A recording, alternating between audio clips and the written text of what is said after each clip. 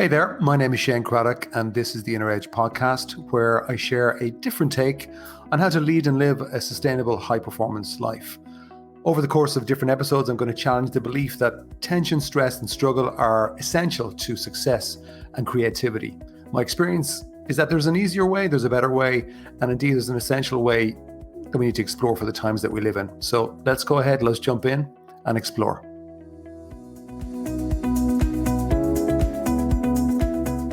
Hi there, welcome to today's episode, and this one was inspired by a meeting I was having earlier today, a marketing meeting about my book, The Inner CEO, which is coming out in a couple of months' time. On a side note, you can pre-order that book from the 4th of September, but I'll come back to you with details on that when we go live. But as part of the meeting today, we were just talking about some of the messaging and things planned to try and promote the book. One of the questions we were discussing was, well, what's unique about the book? And I found that a very tricky question to answer because you're trying to find, like, I know the benefits and things like that and the difference it'll make, but what's unique about it is it's hard to get to. Like, it's one of those questions that you'd be asked as a business person, like, what's unique about your business? You know, if you can get that really clear, it's very helpful in a business context, especially to kind of carve out space. So anyway, one of the answers that I liked, which we may use in some way, was this, which was the book helps you improve your business without focusing on your business. And so it's the inspiration for the title today, How to Improve Your Business Without Focusing on Your Business. Now, in truth, the book, while my primary target audience are business leaders, it's really a book for anybody to help them improve in any aspect of their lives or sport or work. And hopefully, if you're a listener to this, you might consider getting it. I think you'll know what I mean then when you read it. I've written it in a way that it can be accessible to anybody, but my initial target audience are the people that I generally help, which are business leaders. So how the heck do you improve your business without focusing on your business? I think the answer to that then, if you listen to my podcast, you probably would have a little hint because of the name, The Inner Edge. But you improve your business by focusing on the minds of the people in the business, starting with yours. Okay, so I think one question I'll ask you straight off the bat is, and just have a little think about this now, do you think your business performance improves when you're in good spirits? Now, universally, the answer to that question seems to be a big fat yes. Because when your spirits are up, you tend to think better, communicate better, have better quality ideas. Problems don't tend to stick as much as maybe when you're down. You know, when you're down, your communication is compromised, you're tired, you tend to make mistakes, you might react, you might get angry, you might just not be thinking clearly or just the way you normally might. I think we can all relate to that. Now, what I'm not saying, for example, though, is ignore the practicalities of business in terms of how the business machine works, you know, sales, marketing, finance, even social media, my favorite thing in the world, not. All of the stuff, the elements of business in the outer world are really important, but they won't really work unless you're right. And even if you're trying to learn or you're in a course about business, if you're trying to learn and take in and remember and understand business, it's very hard to do it if you're not in the right type of frame of mind or state of mind. Now, there's so much you could talk about here, and I will be, that is the angle in the book, is essentially what I'm saying is you focus on improving your business. Like, you do that by actually focusing on becoming a better version of yourself. And that starts by becoming better at leading from within and understanding how to change yourself from within. Now, a story that comes to mind was with a client who was in a very difficult situation when I first met them. They were 6 weeks from running out of cash. They would have had a sizable team, and they'd already had to let a good chunk of people go. This was actually in the Great Recession, the Great Crash. And when I first met them, they kind of unloaded on me and said, look, here's the story, here's the situation. And effectively were kind of saying to me, look, I'm kind of screwed, haven't I? And I just kind of said, they asked me, well, you can help me. I've been told you can work miracles.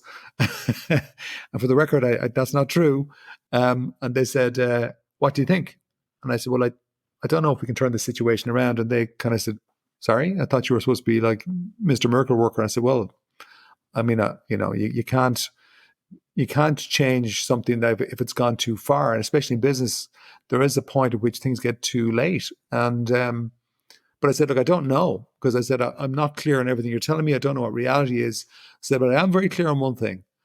I'm very clear that you're not in the right state of mind. And I knew from doing a little bit of research that this person, the owner of the business, was a very smart entrepreneur, clever entrepreneur, and a brilliant salesperson. But they were just in the wrong frame of mind. And I just said to them, I said, look, let's meet every week for the next month, but we're not going to really talk about the business. I want to help you understand how you're messing yourself up inside. And really what emerged over that time, I mean, I could see it in the first conversation. The story they were telling themselves was very disempowering. It was all about failure. And understandably, because they were scared. On the plus side, though, over a few weeks, I managed to educate them on the fact that they had an inner world, they had an inner life, they had a mind, and that they could really impact the outer world results by improving the quality of the way they were leading from within, leading their mind. And I'm going to have to make a very long story short, because this is a long story. It went over many years. But over that couple of months, they started to really understand what I was talking about in terms of state management and using their mind in a better, more constructive way. And they started to gradually turn things around. And then they got a break. They got a break by landing a new contract that brought in cash. It allowed things to kind of ease off in terms of pressure. And then very quickly, they started to get momentum. And they've been building that momentum, I guess, over the last 10, 11 years, and have won awards along the way, have grown very sizably. And it's a very positive story. On the lucky side, probably caught them just at the right time, because a little bit longer, probably would have hit it at a point where maybe you couldn't turn it around. And I know that like business in particular is very challenging when you get into those kind of pressure situations, but that's the power also of understanding when to focus on your mind. Now, a simple analogy I'd often use would be that of a lens. And if you think about a lens, the light shining through the lens, I often think about a projector. The light shines through the lens, there's film in front of that lens, and it projects onto a screen. But if there's dirt on the lens and you're looking at the screen, like a cinema screen, you could be looking at that screen thinking, oh, there's dirt on the screen, not realizing that actually that dirt is on the lens. And see, if it's on the lens, very often it's hidden and it gets magnified. But have you ever considered that that's the way your mind works? That we all actually have different versions of dirt on our lens, which is kind of right at the back of our minds where we don't really think about it. And that dirt, which I mean, for me, it's beliefs, really. Some of them are good, some of them are bad, but in the context of dirt, I'm going to call them bad beliefs. So they could be limiting. Like my client there with the story. So, he had dirt at the back of his lens, which was essentially I'm going to fail, which we had to kind of clean the lens, get rid of that, and change that belief completely. It reminds me of another story of a client who I was introduced to, who was in trouble also. So this is the trouble stories today for whatever reason. And they refused point blank to discuss the financials of the business with me. Not because they didn't want me to know. It's just that if you mention the word numbers or financials, they literally broke out in a sweat. They just had this really strange, visceral reaction, physical reaction to having to even think about anything to do with financials. And what happened was they just said, oh, no, that's this person over here. You can talk to them about that. And I said, that's fine. I'll talk to them. But I said, you never review your financials. No. And eventually, after a few conversations, she revealed that it was because she had a very clear belief, which is holding her back. It was dirt on the lens around, I'm not good at numbers. But that came from an experience of when she was a child in school.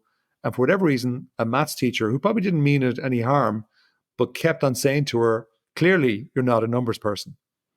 And that stuck. And it became a reinforcing belief. And that was how she lived out her life. And here we are, whatever, X amount of years later. And it's now causing a real problem in her business because I need her to kind of go through the pain barrier to get in under the hood and look at the numbers. And in business, you got to have a clear understanding of the numbers to see where you're at because it's the scoreboard. You got to know where we're winning, where we're losing. I went digging around the person who was in charge of the numbers, because they were left to their own devices, let's just say they were doing some things that they shouldn't have been doing. So we had to address that.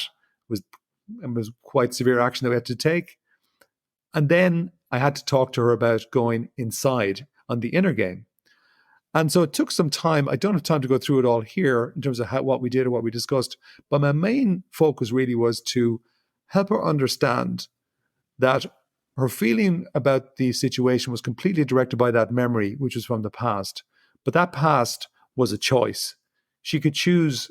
It was a different person then. She could choose to let go of that past and actually just step into learning about numbers with a clear mind. Sometimes easier said than done, but it is very, very possible. But now today, if you talk to her, having gone through that inner pain barrier, she lights up genuinely. She lights up when you talk about numbers. And actually, the way her career has evolved, her numbers, like the time she spends on numbers now, is actually quite high.